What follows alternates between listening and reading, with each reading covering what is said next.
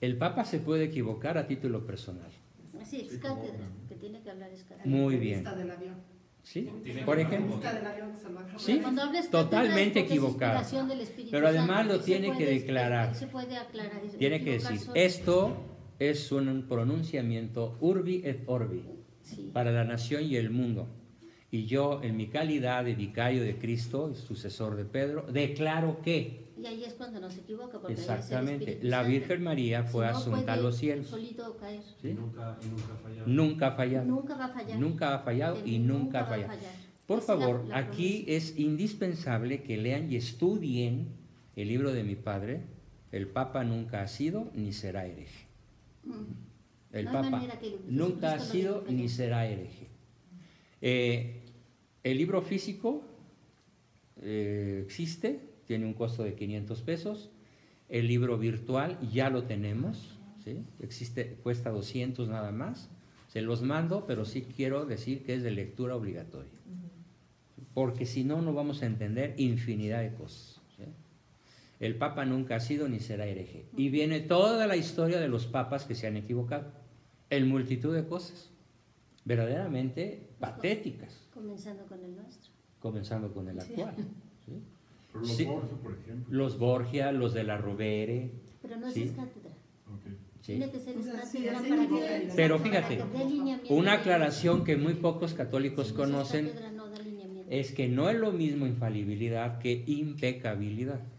Ah, esa ni la había oído yo. Fíjate, ¿no lo habías oído? Impecabilidad. Ahí te va. El Papa no es impecable. O sea, cualquier Papa... Impecable es que se puede equivocar. No, a ver, ahí te va, fíjate. Pecador. No tiene eso de impecabilidad. Es que estamos aprendiendo. ¿Sí? Y es mi obligación transmitirles este conocimiento. El Papa puede ser un terrible pecador. Exacto. ¿Sí? Puede ser pecaminoso toda su vida. Por ejemplo, Julio III, ¿sí? No se arrepintió de todas sus barbaridades. Puso a su amante de papisa mientras él se iba a la guerra. ¿Sí? Está en mi novela. Lean la historia. ¿Sí? Lo traigo del Renacimiento a la época actual. ¿Sí? Lo que yo narro sucede en la época actual y es un papa mujeriego que coloca a su amante en su lugar para irse a pelear territorios a Italia, ¿no? Y a luchar contra Francia y contra España. Entonces, eso es un hecho real histórico. Y multitud, no menos de unos 40 papas, a lo largo de la historia, cometieron pecados nefandos. ¿Sí? Regaron de hijos la iglesia, de hijos naturales, ¿sí? Y de una y otra señora. Y eso fue peccata minuta. Hubo quien cometió asesinatos masivos. Entonces, el Papa no es impecable. Pues tan pecador o puede ser tan pecador como cualquiera otro. Y esto el católico sin complejos tiene que saberlo y tiene que saber nombres, fechas, números, datos, hechos para poder decir, espérame, sí, el Papa puede ser un pecador. De hecho ha habido, mira, es más, yo te digo, mejor que tú, masón, hereje o protestante, yo te puedo citar la lista de todos los papas que nos avergüenzan por su comportamiento. Pues una cosa es la impecabilidad y otra cosa es la infalibilidad. Y la infalibilidad solamente aplica, uno, cuando hables cátedra, y dos, en materia de fe y costumbres. El Papa no es infalible en ninguna otra materia. ¿Sí? Entonces, ¿en qué se ha equivocado el actual? En multitud de cosas. ¿Sí? No ha hablado es cátedra, no ha tocado, no ha enseñado nada desde la cátedra de San Pedro, y por ejemplo, su carta sobre la tierra me parece una colección de errores patéticos, de tipo masónicos. ¿Sí? Es increíble cómo le da coba a la masonería con el libro sobre la madre tierra. ¿La de ahorita, la de Laudate, sí? Sí, léela bien. Te tiene que dar entrada a lo que viene. Sí. Bueno. De algún lado tendrá que llegar. El hecho es que él sigue siendo infalible, pero no porque ya se haya pronunciado es cátedra sobre algún tema. Vamos, ni siquiera la Amoris Laetitia tiene ningún pronunciamiento. No ha hecho nada es cátedra. No ha hecho nada es cátedra. Bendito sea Dios, porque esa encíclica, desde bueno, no es una encíclica propiamente, es una exhortación pastoral, no es una ¿Y encíclica. si No hubiera tiene sido el- encíclica con ese capítulo número 8, qué pasaría? Tendría que haber sido declarado ex cátedra para que él, el colegio cardenalicio, lo declarara antipapa. Ujú. Porque la normativa sobre la conducta sexual de la pareja es humana edite. Claro. Nada más. No Hasta se ahí. puede, No o se sea, puede cambiar. Las otras son sugerencias. Sí, nada más. Son disquisiciones tipo jesuiti. A los jesuitas les encanta el poner escenarios diferentes y meterse a discutir si cuántos ángeles caben en la punta de un alfiler, ¿no? Pero no, definitivamente yo he tenido que asistir psicológicamente a multitud de parejas. Dicen, ya ves, Juan, ahora sí podemos. Viva la alegría, no vamos a darle alegría al puerco Macarena porque pues el Papa ya nos dio permiso, ¿no? Pues fíjate qué equivocado estás, porque el Papa no ha derogado ni lo puede hacer la encíclica que rige la conducta sexual del matrimonio católico, ¿no? Entonces, por eso la precisión de lo que es la infalibilidad es fundamental entenderla. pero es una realidad que sí hay mucha confusión ahorita. Mucha confusión, Mucha confusión. a tal grado que 4 grandes cardenales firman la dubia y se la lanzan. Sí. Y no tuvo la gentileza de contestar. Y 2 de ellos ya se murieron. Ya sé. Pues el Señor ya les contestó, ¿no? Tuvo misericordia de ellos y vénganse para acá porque aquí no van a encontrar consuelo, ¿no? Qué grave, Y ¿no? esto de la intercomunión también está terrible. Es otra cosa terrorífica, ¿sí? Que los obispos alemanes heréticos, como el famoso cardenal Marx, qué chistoso, Marx, ¿no? Está aprovechando para causar una verdadera escisión, un verdadero cisma. Prácticamente ya toda la iglesia alemana está al borde del cisma formal. Un sacerdote alemán, el lunes de la semana pasada, hizo una misa homoerótica. Misa. Misa. Y consagró Con bien. servicios También homoeróticos. los Sí, no consagró tenía, bien. o sea, de arriba, de la cintura para arriba no tenía. Ujú. Sí, para mostrar su hermoso cuerpecito homosexual, ¿no? ¿Sí? Bailarín. Entonces, Podríamos regresar así resumido a las 4 características. Las ¿cómo no? cuales tenemos. Infalibilidad. Ajá. Tiene que ser intencionalmente declarado que hables cátedra. Ex cátedra. 1. 2.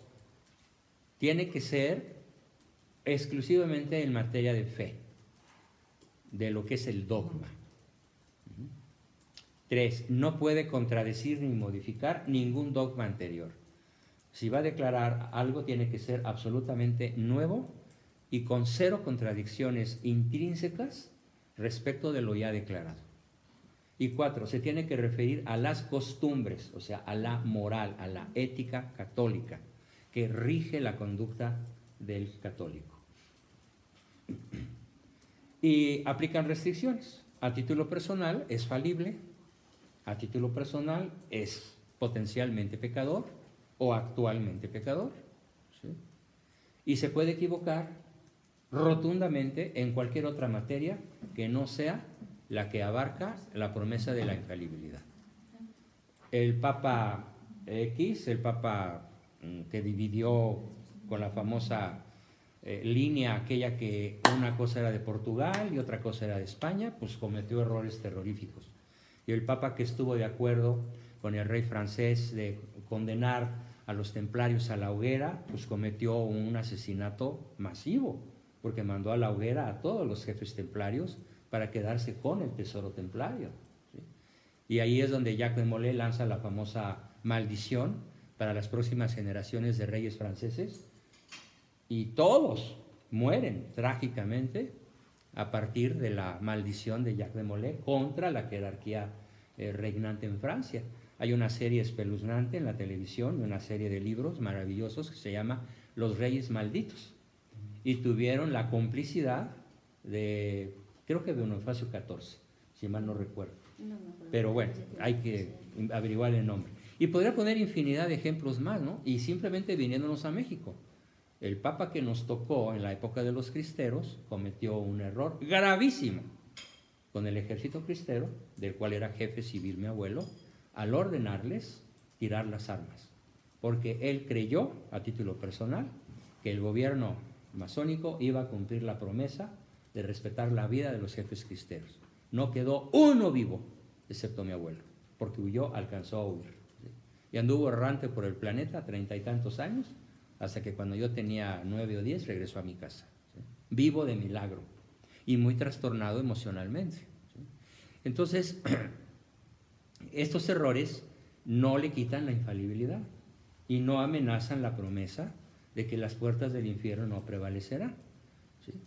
Así que de eso podemos estar absolutamente tranquilos. Pero ¿quién tenía un pleno conocimiento de las precisiones que se acaban de hacer? Como que no mucho, ¿verdad? No. ¿Sí? ¿Quién tenía Tal vez tú pleno? sí, De estas. de la sí, yo infalibilidad, sí. sí. Siento que tú eres la que sí te conocías esto en detalle, pero el resto del grupo difícilmente, ¿no? Entonces, nos corresponde tener una formación muy sólida para que no se nos ataque con temas tan cruciales y que son, en cierta forma, tan fáciles de contestar correctamente, ¿no? O, por ejemplo, si tocamos otro tema, a ver, díganme, seremos atacados, ¡ay, la riqueza de la iglesia! Si la iglesia se desprendiera de sus riquezas, ya no habría pobres en el mundo. Cada rato me lo dicen en Facebook. ¿Qué diríamos? Un solo argumento y lo tiramos. ¿Cuál es el argumento? Habla de Juan Bosco. Ay, qué cómodo, ¿no? Hay cosas sagradas, o sea, hay cosas que no son tocables, o sea, hay cosas que La riqueza con no es de la mucha iglesia. historia y mucho... La respuesta correcta es que nada, ninguno de los bienes de la iglesia son bursatilizables. ¿Qué quiere decir eso? Que no juegan en la bolsa. Ya, el Vaticano, los tesoros de los artistas Miguel Ángel, Tintoretto, Rafaelo, etcétera, no están considerados como un valor patrimonial que juegue en bolsa. Entonces, no se puede comprar ni vender. No es riqueza real, es riqueza simbólica, nada más. Es tesoro de la humanidad, pero no juega en la bolsa. O sea, no hay Producto Interno Bruto, pues, ¿no? Sí, sí. ¿Sí? El Producto Interno Bruto del Vaticano es ínfimo, es inferior al de cualquier economía de cualquier otro país de la Tierra, porque es un mini huevito. Y además, acabo de publicar en mi Facebook, les recomiendo que entren a mi Facebook, acabo de publicar, ¿lo viste? Sí. Que la organización de clase mundial que más obras de beneficencia hace en la Tierra es la Iglesia. Y doy las cifras exactas, por eso lo publiqué. Aquí en México. En el mundo. Bueno, en el mundo, en cualquier país de la Tierra, en África. Solo, fíjate, si solo en África retiras a la iglesia, quedan sin iglesia, perdón, quedan sin escuela el 60% de los niños de África.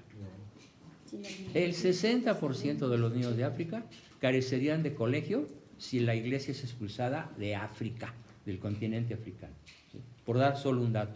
O por ejemplo, ¿qué me dicen de las cruzadas? ¿Cómo defendemos las cruzadas? ¿Saben cómo defender las cruzadas? Bueno, hay que saberlo. ¿O qué me dicen del genocidio de América? ¿Realmente la iglesia cometió un genocidio en América? Porque eso es lo que se nos ha enseñado. Los españoles vinieron y nos saquearon, mataron a todos los indios. Oye, espérame, México no es Norteamérica, ¿eh? México no. Pero a ver, denme argumentos. ¿Cómo sabemos que no hubo tal genocidio? No es una materia opinable. ¿Es algo que sabes o no sabes? ¿Sí? ¿Quién sabe? Sí, bueno, yo ya leí el libro de... ¿Cuál leíste? ¿El del Mesoamérica? No, el de la expulsión de los... ¿Qué tal? Ese y Ahí está. el de Hernán Cortés. El de Hernán Cortés, bueno, ahí tienes la respuesta. ¿Sí? Ahí tienes la respuesta. No solo no hubo genocidio.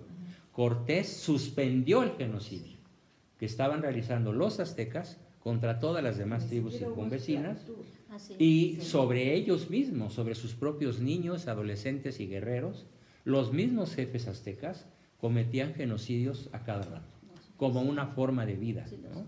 En mi libro de Hernán Cortés, que por ahí está, también está en formato PDF para el que lo quiera, demuestro, y también en el otro de Mesoamérica precortesiana, Imperio de la Muerte, con documentos de la época, de aquella época, de los grandes misioneros que vinieron, como Toribio de Benavente, como Tatabasco, etcétera, demuestro que el genocidio no solamente no lo hicieron los españoles, al revés, lo suspendieron drásticamente, con un heroísmo y una valentía personal, sobre todo en el caso de Cortés, impresionante, ¿no?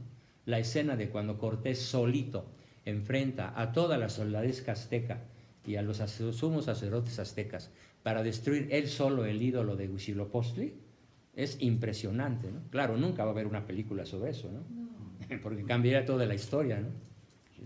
En fin, ¿o qué podemos decir, por ejemplo, de la rigidez de la ética católica?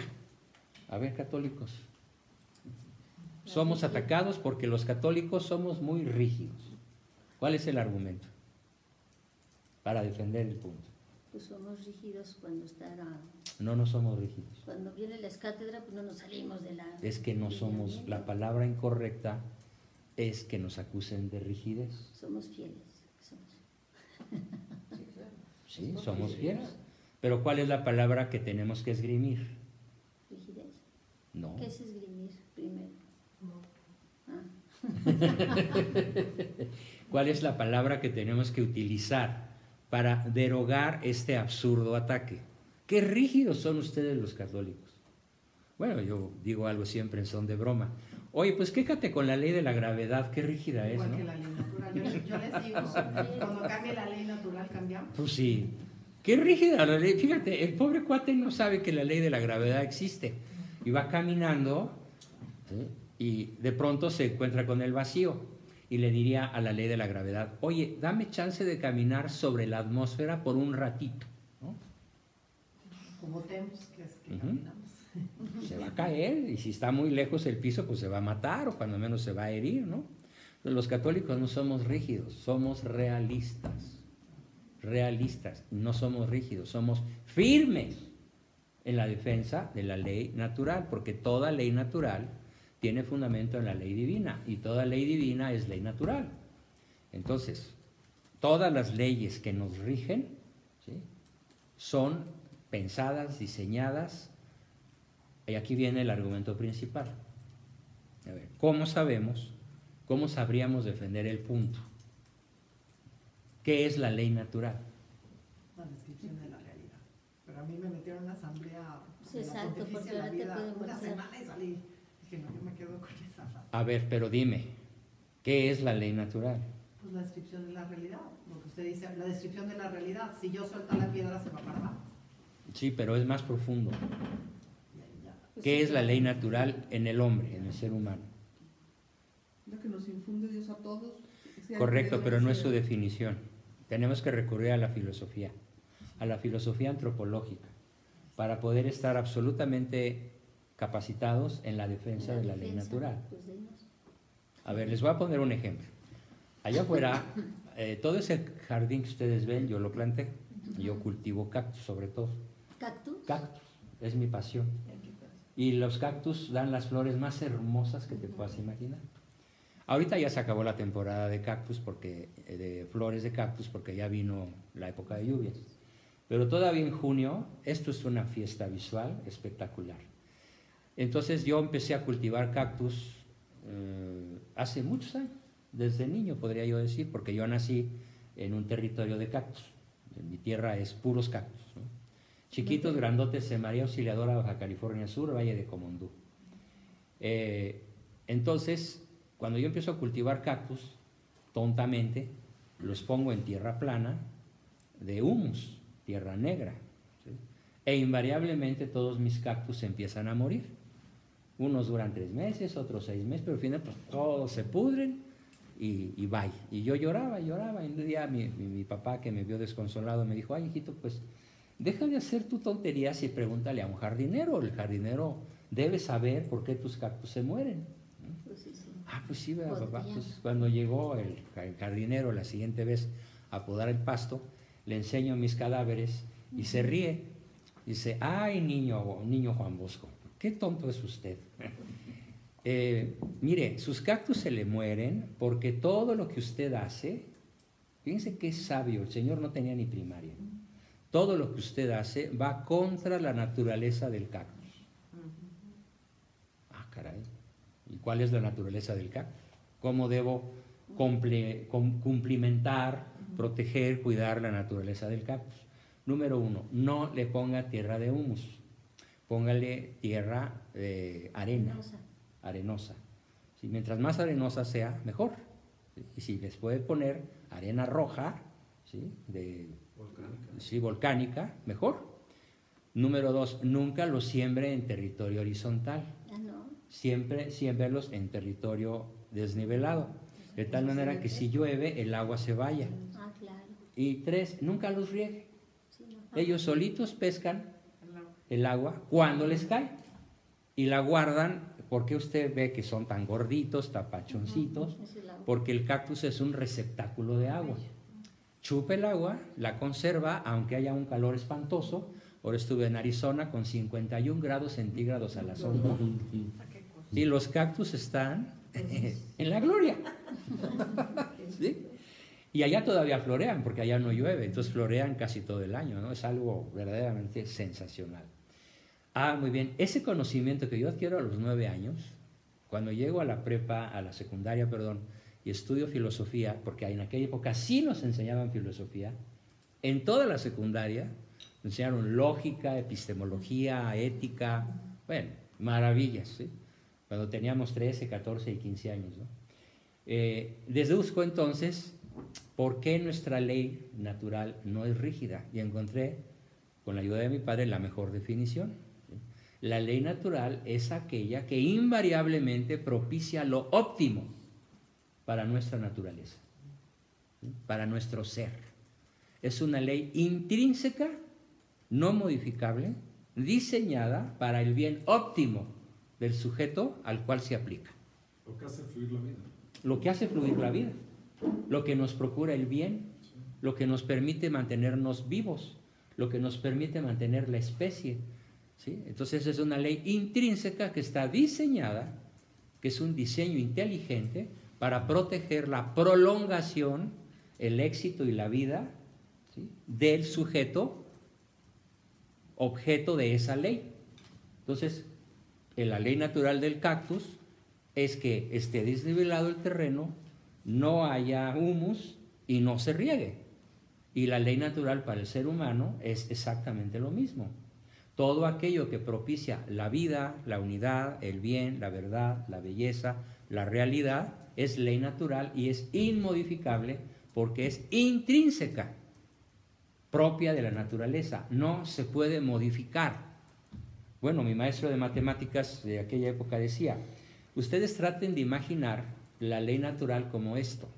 A partir de hoy, yo, diputado del PRI o del Partido del Trabajo o del Morena o del que sea, decreto que en un círculo pi ya no es 3.1416. No me gusta. Mejor lo cerramos a 3.15 punto. ¿Sí? ¿Eso sería un círculo? No es discutible. No es discutible. Entonces, en la naturaleza del círculo está que pi sea 3.1416. En la naturaleza del triángulo está que la suma del cuadrado del cateto por la hipotenusa sea, ¿no?, lo que mide un triángulo, el famoso teorema de Pitágoras, ¿no? Y así sucesivamente. Y que en un cuadrado, pues la superficie sea base por altura, y en un triángulo, pues base por altura entre dos, etcétera, etcétera, etcétera. Y que el agua sea H2O. Es como si en estos momentos Morena decreta, no nos gusta que sea H2O. Hay que crear el matrimonio igualitario. Entonces es H2O2. ¿Sí? Por eso no podemos hablar de rigidez. Tenemos que hablar de una ley natural inmodificable e intrínseca, para siempre, mientras dure ese ser existente. ¿Sí? Y entonces ya, entrados sobre esta base, pues podrán venir todas las discusiones que quieran, ¿no? A ver, modifícale entonces a la ética católica lo que quieras. Empieza por la química, por la física, por la realidad, ¿sí? No puedes modificarla. Nunca la realidad se inventa. Siempre la realidad se descubre. Pues no me vengas con que el feto empieza a ser persona a las 12 semanas. Descubre lo que dice la ciencia. No es modificable. ¡Ay, qué rígido eres! Bueno, Pues quéjate con la ley de la gravedad. ¿Sí? Qué rígida es, ¿no? Entonces, esto es fundamental. Y así hay multitud de temas que el católico común no sabe defender. Por ejemplo, muchos dicen, no, pues es que es palabra de Dios. Y el otro, pues es que yo no creo en Dios. ¿Y qué sigue? Pues ya se acabó la discusión. ¿Sí?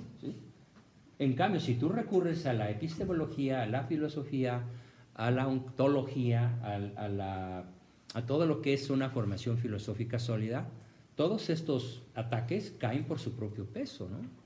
Es imposible de sostener. Bien, pues este es el punto 5.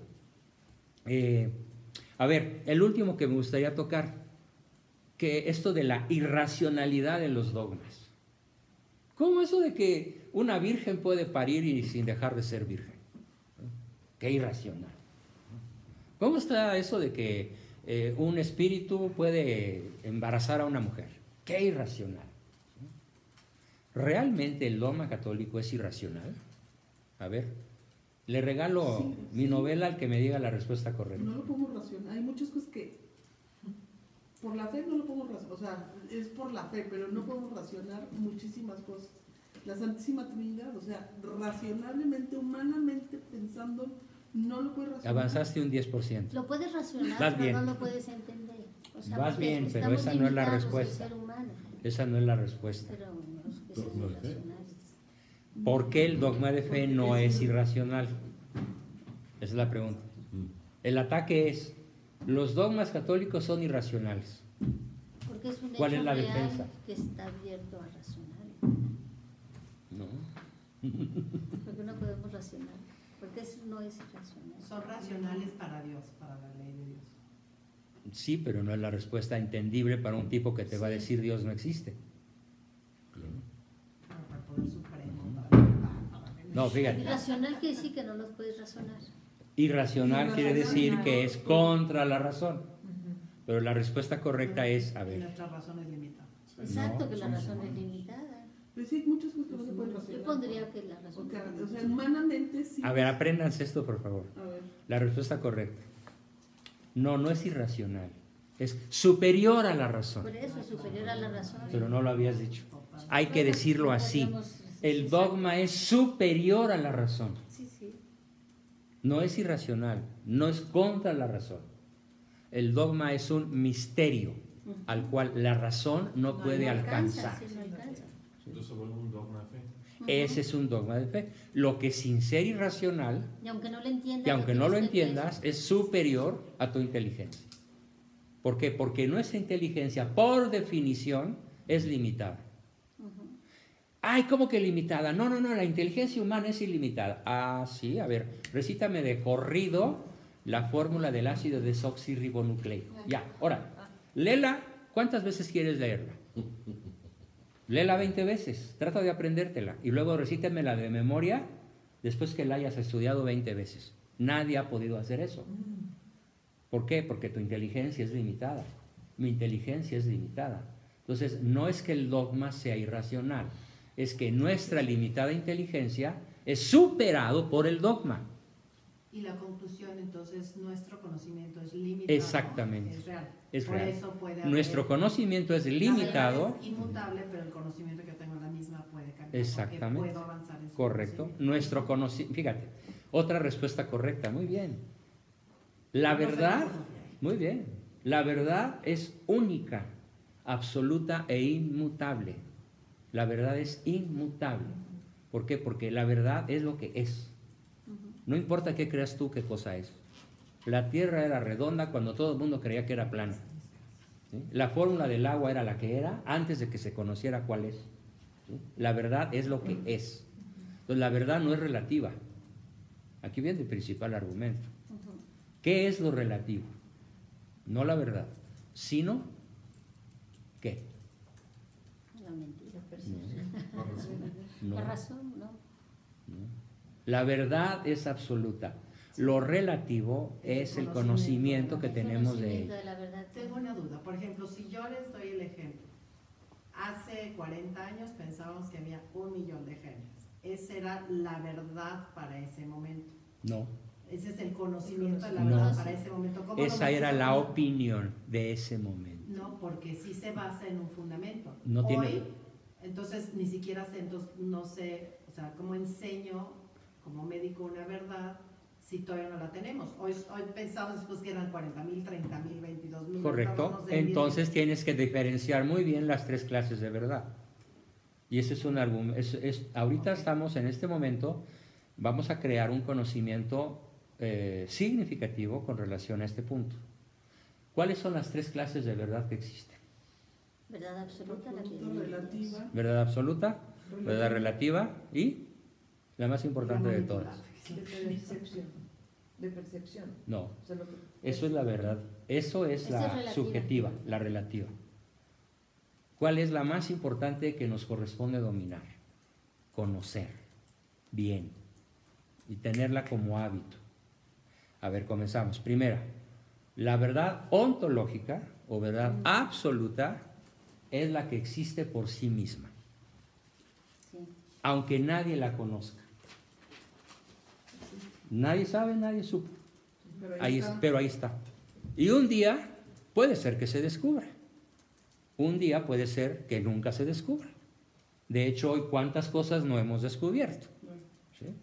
Que existen y ni siquiera sabemos que existen. La gravedad. No. No, la gravedad se conoce desde los griegos. El primero que descubre la gravedad es Arquímedes. Pero Ya existía, aunque Arquímedes no la hubiera formulado. El primero que la formula es Arquímedes, justo en un momento muy dramático, por cierto, ¿sí? ¿Sí? Que es cuando atacan su ciudad y se le cae la llave de la puerta en el agua, le empieza a buscar y dice, ¡Eureka, Eureka, ya la tengo! En ese momento en su mente se forma el descubrimiento de por qué la llave se hundió y no flotó. Y dijo, ¿por qué se hundió la llave? Porque desplaza menos peso de agua de lo que la llave pesa. Entonces no hay fuerza que la detenga. Si la llave hubiera desplazado más agua de la que pesa, hubiera flotado. El primero en descubrirla es él, pero esta verdad ya existía. Eso se llama verdad absoluta o verdad ontológica. Ahí tengo una duda. Sí, La filosofía, que me cuesta mucho, llega más fácil a estas verdades ontológicas. Por eso, si van a una clase de filosofía, dicen en la época de Boecio y en la época de Sócrates. Se creía. Pero no. se Hay- pensaba, ¿Pero por qué se tocan? O sea, se filosóficamente opinaba. se va hacia atrás. En cambio, la verdad para los médicos, uno dice en 1998 o en 2005 y te dicen actualízate, como que. Sí. Y Entonces, ¿de tenemos qué verdad menos- estamos menos hablando? verdades, o sea, De la 2. Relativa. La relativa. ok. De la relativa. Sí. Eso va cambiando. En Pero 19... entonces, ni la filosofía puede llegar a las ontológicas. No, claro. La mente humana está diseñada por su creador, por Dios. Está diseñada con la capacidad de llegar a descubrir lo que es. No en todo y siempre, porque somos limitados. El único que conoce la realidad siempre como la realidad es, porque su obra es Dios. Yo Por soy ejemplo, es una excepción. unidad asunción de naturaleza racional. Sí. ¿Es Aristóteles? Aristóteles es el primero que Ok. formula. Y es lo mismo que ser un hombre espíritu encarnado. Tiene su. Correcto. ¿no? de Sí. alguien de hoy. Sí. ¿No? Entonces, ahí esa es una verdad ontológica. El hombre es lo que desde es, acá un hasta ser acá. racional de naturaleza espiritual o un ser espiritual de naturaleza racional. Aristóteles lo Vamos a conocía. ver, una verdad que se necesita para el inicio de la vida es el entrecruzamiento. Es una parte. La de concepción. Esa la supimos hace poquito, sabemos que no va a cambiar. ¿Ya llegó a ser una verdad ontológica? No, ¿O sigue siendo espérame, una verdad? no, corrijo. Siempre ha sido una verdad ontológica. Siempre. Pero su conocimiento ya ha Su sido- conocimiento apenas empezó hace 2 siglos Ok. o 3 siglos, No, esto es como 500 años. 500 años. Muy bien. Pero antes de eso ya existía. Ya existía. Claro. Esa es la ontológica. O sea, siempre Sí, la ha Ya- sido- ya era. La que ya era, la que Ya ya era. existía. Es más fácil si la piensas así. Es como Dios conoce las cosas. Ok. Esa es la verdad ontológica. ¿Sí? Como Dios las conoce. Pero también nosotros, semejantes a Dios, podemos llegar a conocer las cosas como son. Por inspiración de él. No, no es por inspiración. es Con por ayuda. capacidad racional, Ay, Pero indudablemente. por inteligentes. Pero el estado Eso de nos gracia- hace semejantes a Dios. Pero el estado de gracia hace que ese conocimiento sea más claro. Por ejemplo, pueden decir, ¿por qué no todos los genetistas No, entienden lo que tú necesariamente. entiendes? Espérame, no, Aunque en es ciencia, algo mismo. en ciencia la gracia no pesa. exacto, no necesariamente. No. ¿No? El peor pecador puede El tener tema el es mejor No, yo no conocimiento. digo que no, pero cuesta más trabajo conocerlo. Sí, O sea, porque yo la digo, gracia pues, que me es enseñaste cierto. que, pues, yo no estoy en gracia, yo tampoco La lo gracia entendía. perfecciona la naturaleza, Ok. pero la naturaleza es la base para que exista la gracia. Dice Santo Tomás, la gracia supone la naturaleza. Ujú. Y la naturaleza es perfeccionada por la gracia. Un ejemplo contundente de esto es Luis Pasteur, a quien él dice que su descubrimiento, sus tesis, sus maravillosos descubrimientos extraordinarios para su época, él es el primero que deroga la teoría de la generación espontánea.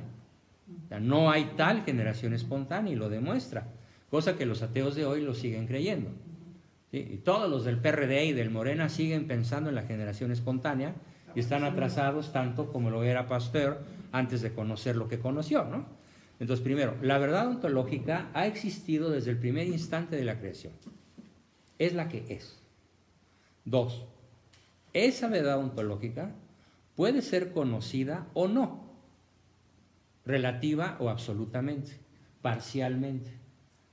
¿Qué es la verdad subjetiva? El conocimiento parcial que tenemos de la verdad ontológica.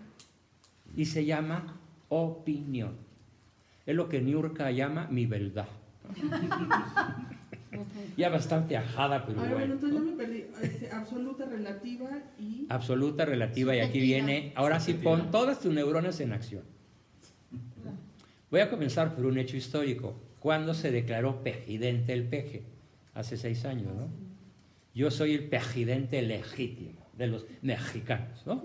Bueno, entonces, esa es una adecuación de la realidad a lo que traigo en mi cabeza. Mm, ok. ¿Qué traigo en mi cabeza? Pero ¿cómo se llama realidad qué? Espera. Mira, para ponerle aquí. Primero pongo el ejemplo, déjame redondear. ¿Yo qué traigo en mi cabeza? Traigo un mito, una obsesión, una patología esquizofrénica. Muy bien, una paranoia. ¿Sí? O cualquier bicho raro de enfermedad mental o cualquier capricho sociológico. Por ejemplo, para un árabe, ¿qué trae en su cabeza? Akbar, ¿sí? Alá. Solo Alá es grande. Akbar Alá. Y al grito de Akbar Alá, saca una metralleta o aprieta el botón de una bomba y va con 500 personas. Entonces, él coloca en la realidad lo que trae en su cabeza. De tal forma que la realidad es lo que él piensa. ¿Está claro? Él deforma la realidad, cambia la realidad de acuerdo con lo que trae en su cabezota. El peje cambió la realidad y se declaró pejidente. Como todas las locuras estamos viendo, el hombre este que se cree niña de 4 años. Por ejemplo, él cambia la realidad por lo que trae en su cabeza. ¿Sí? Bueno, otros se creen gato, Sí. otros hacen el amor con árboles, ¿sí? Otros con animales en Canadá y además ya es legal y permitido. ¿Sí? Otros ya está permitido el incesto, por ejemplo. ¿Sí? Y vamos a la legalización de la pederastia, ¿ya? Holanda tiene su partido pederasta y tienen sus diputados en el Parlamento, ¿no? O como se llame, ¿no? Cámara de Diputados. Entonces, la primera operación que una persona no virtuosa hace, no dije no inteligente, puede ser muy inteligente. Una persona no virtuosa, ¿qué hace? Adecuar la realidad a sus fantasías. ¿Y qué hace una persona honesta, virtuosa e inteligente? Adecua su mente a lo que está en la realidad. ¿Y esa verdad cómo se llama? Se llama verdad lógica o certeza y la voy a definir. La verdad lógica o certeza consiste en adecuar la mente al objeto conocido. Pero ahí entran también todos los mitómanos, ¿no? Que se creen sus propias... Y adecuan la realidad a lo que traen en su cabeza. No hacen la operación que todos nosotros estamos haciendo. Adecuar nuestra mente a lo que la realidad es. Entonces, si recurrimos a la primera clase de verdad, decimos que nosotros estamos adecuando nuestra mente a la verdad ontológica. Al adecuar la mente a la verdad ontológica, entramos en conocimiento cierto, perfecto, de lo que el objeto es. ¿Sí? Pero para esto se necesitan dos cosas: la acción intencional de hacerlo y la acción humilde de conformar la mente a lo que las cosas son. Y es una manera maravillosa de avanzar por la vida. Yo no sé si esto sea verdad o no. Voy a descubrir si es verdad o no. Para lo cual, si tengo que analizar este punto el resto de mi vida, no importa. Lo pienso, lo analizo, lo veo por atrás, por arriba, por adelante, lo destazo, lo veo con microscopio. ¿Sí? ¿Por qué? Porque estoy consciente de que las cosas no son como yo las percibo. Las cosas son como son. El famoso dicho aquel de nada es verdad, nada es mentira, todo es del color del cristal con que se mira, es una gigantesca fantasía esquizofrénica. Perception is reality. ¿Sí? Falsísimo. Perception not is reality. Percepción es mentira, aunque a veces pueda coincidir. Y cuando tu percepción coincida con la realidad objetiva, estás en una certidumbre, en una certeza. Este tercer tipo de verdad se llama verdad lógica. Lo que un católico tiene que dominar es la verdad lógica.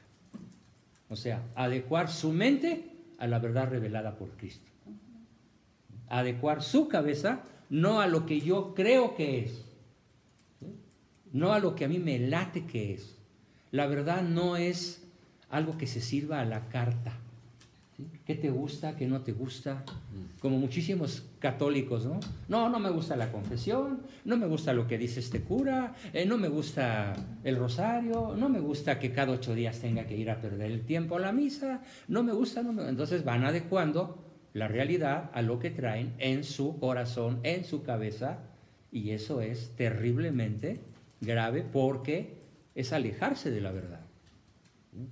Y si solo la verdad nos hace libres, pues el que se aleja de la verdad es un esclavo, ¿no? Entonces imaginémonos cuántos millones de esclavos existen en estos momentos en México. Yo creí que eran muchos, pero no me imaginé que fueran tantos. El día 1 de julio quedó de manifiesto, ¿no? ¿Sí? Son la mayoría de la población, porque los otros 70 millones, ahí estamos, nada más enojados, indignados y sin hacer nada. Todavía. Qué bien. ¿Sí? Un tantito para atrás. A ver. Me encanta. La verdad lógica es lo mismo que la verdad relativa, es un camino para llegar a la relativa, no tiene nada que ver ahí en detalle, porque la verdad subjetiva no es la verdad lógica, No. porque entiendo que la subjetiva es mi opinión, que puede o no coincidir. Exactamente. Ahora, si coincidiera con la verdad ontológica, es Certeza. el que está en una verdad subjetiva está llegando a un conocimiento que le va a permitir llegar a la verdad relativa. Ontológica. Sí, que por ejemplo, a mí cuando me dicen doctora, ¿Dijiste llegar a la verdad relativa? No. Ontológica. a la ontológica. A la ontológica. Entonces, ¿cuál es la relación entre verdad lógica y relativa? Ahí me perdí.